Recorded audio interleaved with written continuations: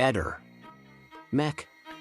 Pallister. La tragica notizia di una lite finita nel sangue a Pernumia ha scosso la piccola comunità di poco meno di 4.000 abitanti, situata nella provincia di Padova. Un ragazzo gambiano di 25 anni è stato fermato nella notte dai carabinieri, sospettato di aver ucciso a coltellate il coinquilino, Anwar El Gouttaya, di 27 anni e di origini marocchine. Secondo quanto riferito da Padova Oggi, intorno alle 22 è stato lanciato un allarme al 112, segnalando un accoltellamento, e le forze dell'ordine sono riuscite ad identificare il presunto autore.